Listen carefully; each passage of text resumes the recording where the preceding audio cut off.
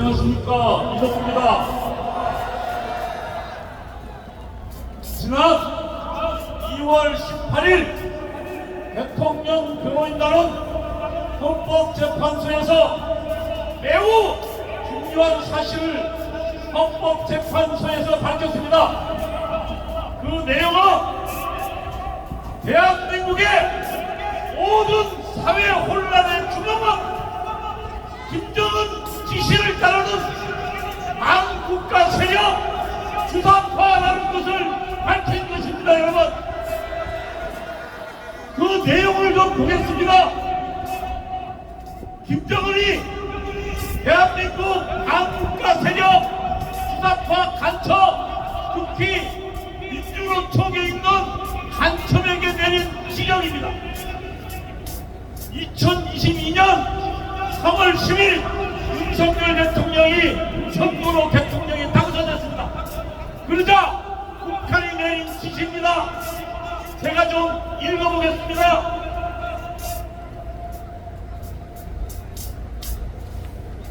윤석열 놈이 당선되어 심리 사대적이고 반민중적이며 반통일적인 보수 정권이 들어섰다. 집권 초기부터 윤석열 패권에 대한 실천 투쟁을 공세적으로 준비하라. 실천 투쟁이 뭐냐면 탄핵에 대한 투쟁을 하는 거예요. 그리고 또 이런 지적이 내려갑니다. 윤석열 놈과 일가 족속, 다시 말하면 김건희와 그리고 장모에 대한 얘기입니다. 그리고 윤석열 측근들의 정치 추문과 부정부패 행위를 지배하게 물건너니다.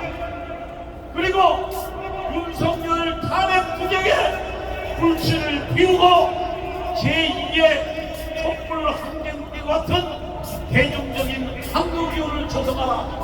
여러분, 이것이 북한이 윤석열 정권 들어서자마자 내린 지시입니다. 그리고요, 3월 24일 민주노총은 전국 대표자 대회에서 우리는 윤석열 대통령과 5년 내내 싸우겠다고 결의했습니다. 이 결의는 북한의 지령을 이어가는 것입니다. 그리고요, 23년도 말에 뭐가 일어났습니까? 이태원 사태가 벌어졌습니다. 이태원 사태는 우리 젊은이들이 축제 이태원에서 놀다가 그 좁은 골목길에 너무 많은 청년들이 모여서 서로 밀고 밀리다가 불행한 사태를 당한 것입니다. 그런데요, 그때 북한이 또 이렇게 진행합니다. 국민이 죽어간다. 이게 나라냐? 퇴직이 치고다라고 이런 구호를 가지고 싸우라고 지시합니다. 그러자 바로 다음날 민노총 집회에 그와 같은 것이 나갔습니다. 여러분, 이거 한번 보여줘 보세요. 그 집회 내용에 보면 그 옆에 뭐야? 국민이 죽어간다 보이죠? 그리고 그 위에 검은 글씨로 개인이 죽어다 보이죠? 여러분, 북한의 지령에 이렇게 놀아나고 있는 것입니다. 여러분, 지금 이 탄핵 사태는 단순히 여당 야당 싸움이 아니라 북한의 지령을 받는 반국가 세력 주사파들의 선동과 기획에 의한 것이라고 그러는데, 여러분, 제 의견에 동의하지 않습니까? 여러분, 국회 장악, 반란 처방, 이재명을 구속하라! 구속하라!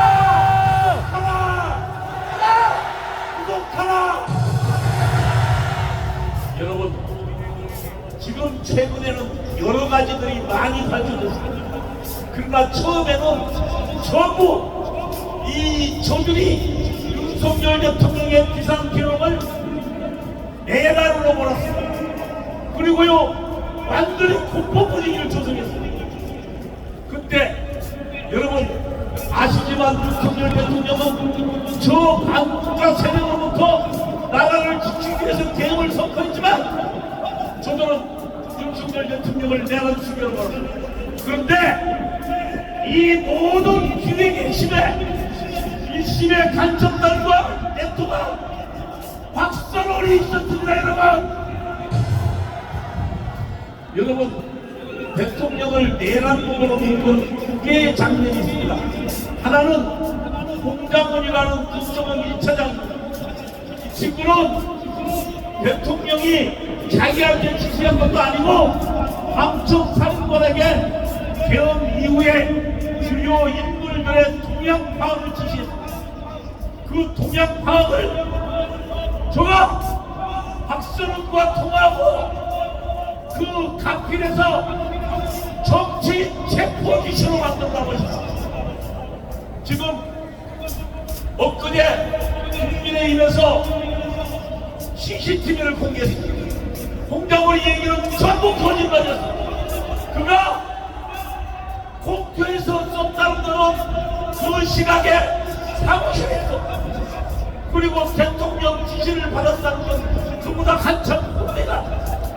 여러분 거짓말이었습니다. 그런데 이 공장을 박선원과 통화 이후에 진행했다는 것입니다. 그리고 또 하나 대통령을 내란 수교로 온 것 특수전 사령관의 증언입니다. 이자가 12월 6일날 박선원과 김명주와 유튜브에 출연해서 대통령이 국회를 문을 걸어잡고 국회를 총을 쏴서라도 데리고 나오라고 했다고 증언했습니다. 대통령이 완전히 내란으로 걸렸습니다. 그런데 최근에 그때 실제로 국전병을 끌고 국회에 들어갔던 특수전 입부대 단장 김현태 대령은 이렇게 증언했습니다. 대통령은 한 번도 정치인을 체포한 지시도 없었다. 그리고 당시 안군의 의원이 국회에 들어가는데 안녕하세요 인사하고 들어보냈다. 여러분 그리고요 놀라운 질문을 했습니다. 12월 6일 유튜브 나오기 전에 12월 5일날 박수라고 통화하고 다음날 유튜브에 나갈 질문지까지 미리 받았다는 겁니다.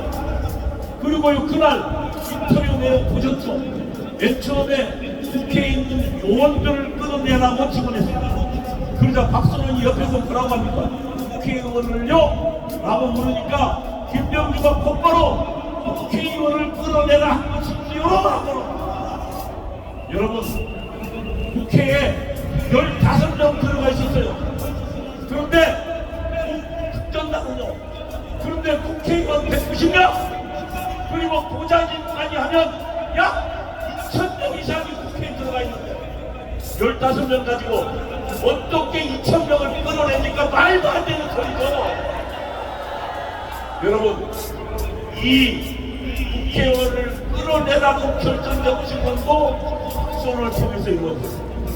여러분 박선원 기자가 누굽니까? 2006년도에 국가 정보원에서 간첩단 사건을 발굴해냈습니다. 그리고 그 간첩 사건에 의해서 북한으로 약 80만 건 A4 용지로 뽑아보니까 대형 트럭의 2대 분량의 정보가 북한으로 들어갔다는 사실을 발견하고 그 사람이 누군지 찾아보니까 노무현 때 청와대에 있던 바로 안보전략비서관 박선원이었습니다. 여러분 그자가 지금 국회에 들어가서 반란을 기획하고 있습니다. 여러분 이제는 사태가 분명해졌습니다. 그리고 저들의 비열한 반란 공작이 하나하나 드러나고 있습니다. 이제 승리가 얼마 남지 않았습니다. 여러분 만일 우리가 3월 1일날 어마어마한 분들이 모인다면 대통령은 살아날 것이냐 여러분. 그리고 대통령이 살아오면 되어질 일을 한번 상상해 보겠습니다. 여러분 대통령과 송광호 목사 그리고 광화문 애국운동에 합쳐서 우선 홍수처장 저 자식 구속시킬 것입니다. 그리고 대통령 관저에 답을 키워 넘어가도록 지시한 경찰청 국가수사본부장 감옥에 집어넣을 것입니다. 그리고요 4월 18일이면 저 꼴보기 싫은 문영배가 우리가 끝납니다. 그러면 문영배하고 이미선 둘이가 헌법재판관에서 물러납니다. 그 두 사람은 대통령 추천동입니다. 다시 말하면 대통령이 받지 않고 임명하면 돼요. 여러분 그러면 여러분 우리는 뭘 할 수 있는 줄 아십니까? 통합진보당처럼 저 꼴보기 싫은 더불어민주당을 해산시켜볼 수 있습니다. 이 해산이 어떤 일인지 아십니까? 저 170명 더불어민주당 국회의원들 전부 목을 치는 것입니다, 여러분. 그러면 이재명도 우리 눈에 사라질 것이고 박성훈도 사라질 것입니다. 여러분 3.1절 더불어민주당 해산의 그 위대한 시민혁명을 우리 함께 이루어냅시다. 아유,